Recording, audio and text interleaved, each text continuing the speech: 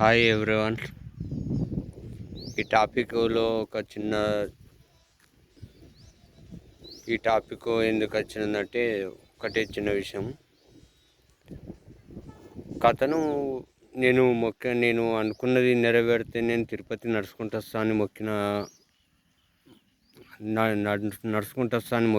అని అన్నాడు. అయితే అతను ఏం చేసిండంటే బస్సులో ప్రయాణం చేస్తుంటే అది ఏంది ఇట్లా కాలినడకన అటు ఇటు తిరుగుతున్నావు అని అంటే అతను చెప్పిన సమాధానం ఒకటే, నేను తిరుపతి నేను అనుకున్న పని అయితే నేను తిరుపతి నడుచుకుంటూ వస్తాను మొక్కిన అందు గురించి అని చెప్పాడు.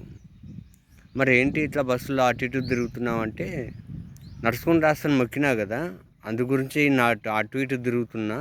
ఇది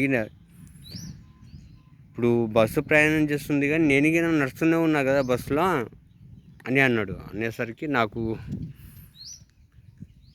ఇక కరెక్టే అనిపించింది. సర్లే అని ఇక నేను ఊకున్నాను. నేను ఇక ఏమనలేను.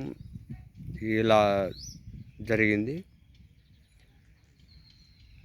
కానీ చాలా ఎలాగోలా అతని మొక్క అయితే అతను అనుకున్నది నెరవేరింది. అతను ఇక నడవలేని స్థితిలో ఉన్నాడు కాబట్టి బస్సులో మాత్రం అటు ఇటు నడుచుకుంటా తిరుపతి చేరుకుంటూ మొక్కు జిల్లా కొట్టుకుంటూ సంతోషం ఫ్రెండ్స్. ఇటువంటివి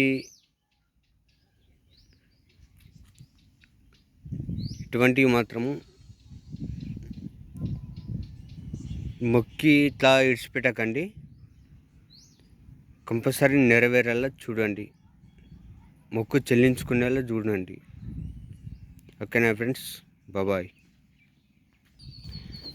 మీకు నచ్చితే సబ్స్క్రైబ్ చేయండి, లైక్ చేయండి, షేర్ చేయండి, కామెంట్ చేయండి. ఓకేనా ఫ్రెండ్స్.